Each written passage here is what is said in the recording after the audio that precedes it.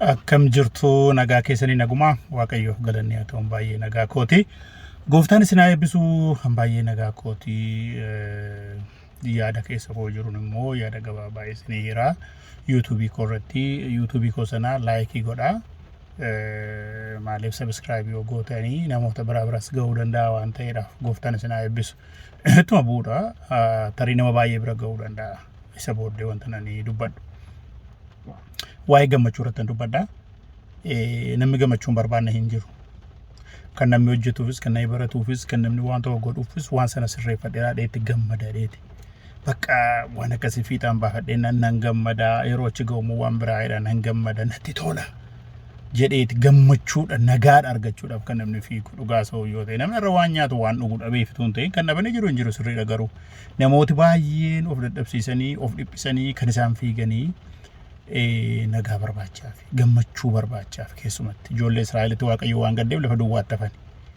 Daawis immoo yeroo cubbate gammachuu cubboo jetti faarsa 51 irratti gammachuu fayyina koonaa deebiseedha. Wattaaddarri baay'een horii baay'een maal baay'een gammachuu laanneef keessa isaan boqochiisne waan ta'eedhaaf. Kanaafitu namni gammachuu barbaada. Waan godhe waan argate tokko tarra garuu konkolaataa qabnu mana qabnu jireenya qabnutti gammadaa hin jiru. Uti solaan jiru. Maaliif fuula keenya irraa beekama nyaara guuraa deemna nama kolfaa deemu kan gammadee faarsuudha kan gaddeemu akka kadhatuudha. Kanaaf namni nama faarsee haleluuyaa galateeffataa deemu fuula isaa fakaa jedhu nagartan dhugaa sa'uuf yoo ta'e gammachuun akkasii gaafa nurraa fi kolfine nu tolee jedhu immoo fayyaamti foonii keenya illee hin dabala dhugaa sa'uuf yoo ta'e fayyaadhaan jiraan. Kanaaf hundumtuu sana barbaada garuu with one condition. Yoon kan argadeen gammadaa yoon san argadeen gammadaa yoon sana unconditionally utuma haala tokkorran dhaabate nama gammachuu barbaadu agarta nama waaqayyo jaalallisaa utuu namni diina isaa ta'ee jiru utuu namni dhuguma jaallatamu irra hin jiraatin nama jaallata waaqayyo garuu nuyi haala tokko keenya nama jaallannaa with one condition waa tokko keenyeeti yoon kan argadde malee yoon san argadde malee gammachuu hin qabu jenna gammachuu keenya maalirra keenya haalarra keenya waan san argachuu gaabra keenya argannu immoo akka jennu nuun ta'u. Senegale yookiin gwaadanya tokko bira geenya yookiin horii tokko bira geenya gaafa bira geenya waan sarara qabanne immoo gammachuun qabnu guyyaa tokko guyyaa lama duwwaadhaaf gammannaa kaampaanii tokko waan haaraa galle buu jennee guyyaa tokko lamaaf gammanna boordee binee nyaara gooruu jalqabne akka yaanne akka expect goone yaanne dandeessan miti waan ta'eef namas akkuma kana gaa'ilas akkuma kana waan hundumaa akka kana akka sila daa'ee yaadee yoo kan argadde malee gammachuun qabu jedhama. San argachuu baannaan nagaan qabudha. Gaafa bira ga'u garuu namni fagootti ergamaadha. Nu gaafa bira geenyu namuma sirrii ta'e ergama. Ergamaan hin jiru lafarra. Warri lafa dha'e ergamaan lafatti gadi bu'ee warra seexana ta'an. Nagaan warra kan immoo cubbuu biraa hojjetanii hidhaa galan. Kanaafitu haala duukaa dhaabbanna jaalalli keenya haalarra kan dhaabbateedha nagaan keenya haalarra kan dhaabbateedha bilisummaan keenya haalarra kan dhaabbateedha gammachuu keenya yoo san argadde malee yoo sunnaa ta'e malee du'ee hin badanna kanaafi loliisa keessaa qabna loliisa bakkee qabna wanti sun yoo dhufe dhuguma nagaaf gammachuu waan nu kennutti fakkaata kuni isa biyya lafaatiin nu goyoomsanidha warra saayikooloojii warra saayikaatiristii warra sooshooloojii warra biraatiin nu goyoomsanidha hammarraatti biyyi keenya waggaa 3 seena lakkoofte hammarraatti iyyumaa gara iyyumaatti loliisaa gara loliisaatti jibbaa gara jibbaatti waan biyya keessas kan jiru biyyi alaas yookiin waan tokkos nagaa namaa kennu yookiin immoo waa tokko sirreessu taasayyaadhaan akka keessi namaa yoo boqote keessi namaa yoo gammade bakkeedhaan namarraa baheeti. Kanaafitu waan hunduma isaa conditionii irra dhaabna haala tokko irra dhaabna please wake up hadammaqnuudhaan kanan jechuu barbaadu.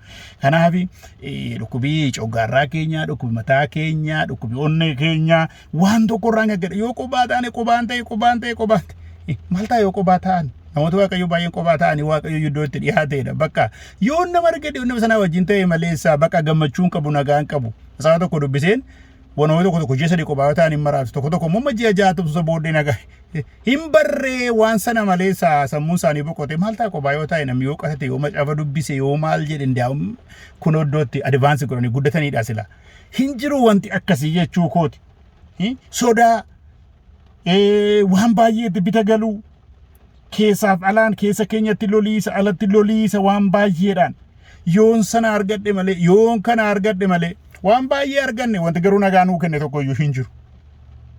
Isin galee waan sana isa jenne bira gaafa geenyu hundumtu kanaafitu amma namni lafarratti walii galuu hin dandeenye yoom ji'a radhannaa yoom maarsii radhannaa yoom maal taana jedhiti kana deebiigu saayintisteetan ofiiyyuu nagaan qabaanne nagaan finne utuu nagaa qabaate maaliif meeshaa waraanaa qopheessa maaliif pileenii waraanaa qopheessa maaliif niwukilee qopheessa ittiin naa balleessu malee ittiin qilleensa balleessuudhaafi Sinigale kanaaf ishee yoon argadhe nagaa argadha isa yoon argadhe nagaa argadha soba namni namuma akka fagootti ilaaltanii basummaa yeroo jaalalaa roomaantikiidha safuudhaadhani namni bakka bareedina walii malee nagaa walii malee waa gaafa riil laayifiitti galanii inni hani muuyuun sana marraa galee gaafa riil laayifiitti galanii biddeen qopheessuunis hojiima fooniiti ijoollee guddisuun hojiima fooniiti sinigale wanti hundumtuu kiristiyaana taate atsam paasterii taate attam nama cimaa attamii taate hojii fooniiti wanti hundumtuu kaasana walloluu jira antakkaadha manaa koo hojii wallollee mana hojii wallollee kan jedhu jireenya jiraachaa jiru ni dabbaallee jiraachaa jira ruummeetiidha malee ooguma nama siree tokko wajjin ciise jiru wallolta walitti dubbatta ilaalchi kee adda yaade kee adda akkuma yaadde yeroo hundumaa yeroo jalqaba wajjiniin bakka nyaattee hoo jettu miti jechuu kooti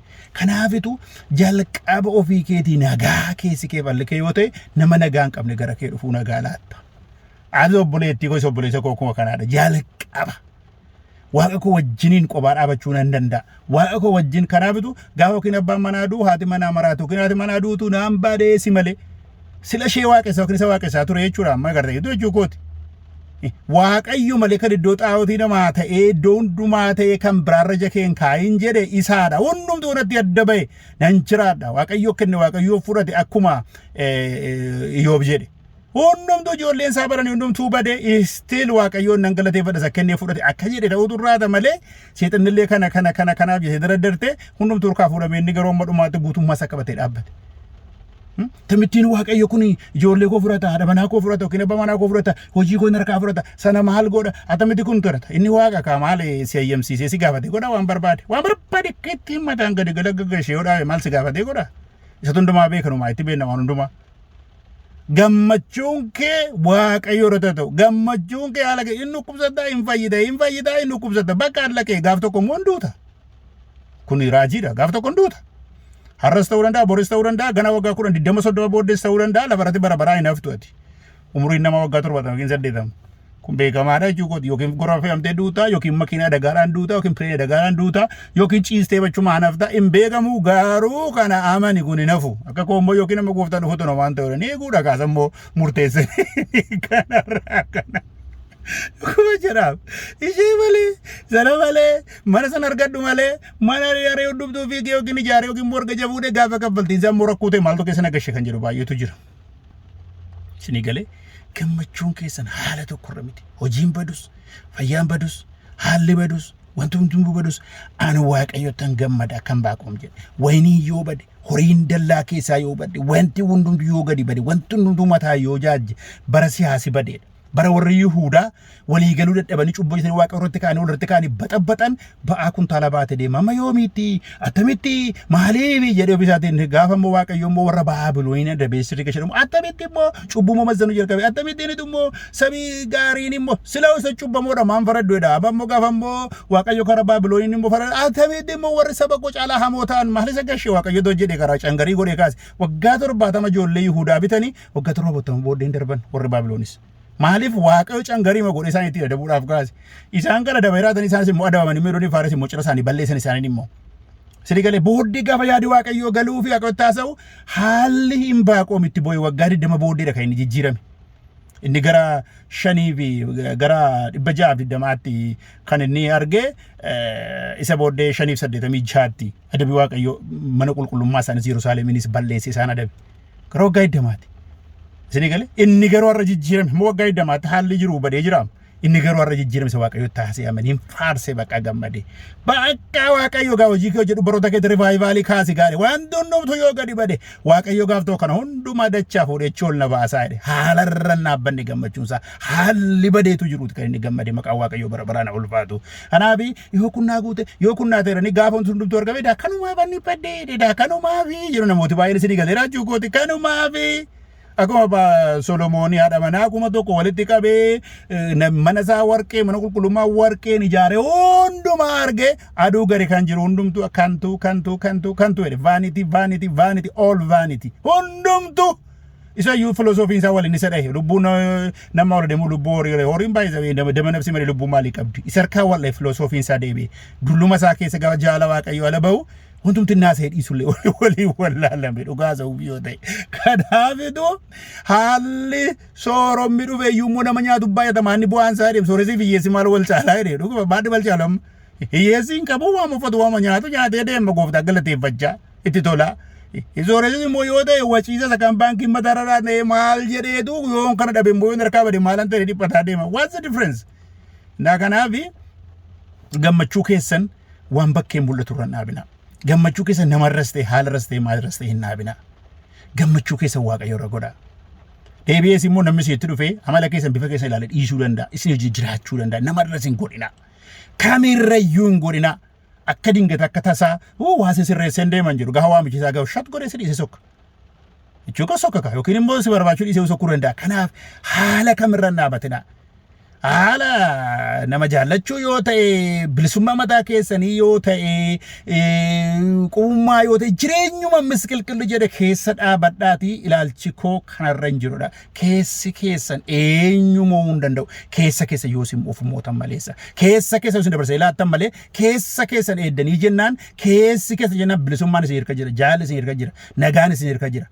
Yoo dabarsitanii garuu namatti laatan si malee naman ta'uu sana malee sanan ta'uttanii akka ijoollee gowwoomfamaa jiraatu hundumaa kaamiin milituun waan hundumaatiin harka duwwaa ta'e gammachuun qaba nagaan qaba qubaa koo dhaabadde haleluuyaa kana qabatanii dhaabbachuun seera jiraata.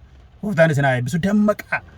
Akkuma ijoolleetti yookiin karameellaa bitanii yookiin biskuutii bitanii fi kofalchiisan hin ta'inaa jechuudha. Namni tokko waa tokko isinii kenne bor immoo deebi'ee gaafa nama baay'een silxaana gubbaa ga'aniitu shat godhee morkaa fuudhee immoo daawwan isaan godha. Kanuma biyyi lafaa dhugaan isinitti waamu.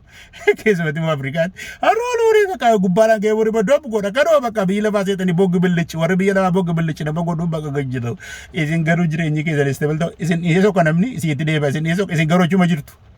Waan isokkeef isin jibbitanii waan dhufeef isin immoo si malee namni jirtu olin kaaftanii gadi hin buustanii isinitti noowuu isinitti hin qorru galanni isaa haa ta'u. Akka kanaan unconditional love, unconditional peace, unconditional joy, unconditional happiness Waaqayyo kanaan isin haa guutu. Haala Waaqayyo akkasumatti biyya lafaa jaallate akkasumatti si jaallate sirrii goote amma irraatu sirrii yaadde sirrii goote hin beektu. Waaqayyo garuu si jaallate akka Waaqayyo jaallatutti akka Waaqayyo yaadutti akka Waaqayyo laalutti warra laallu Waaqayyo nu haa taasisu.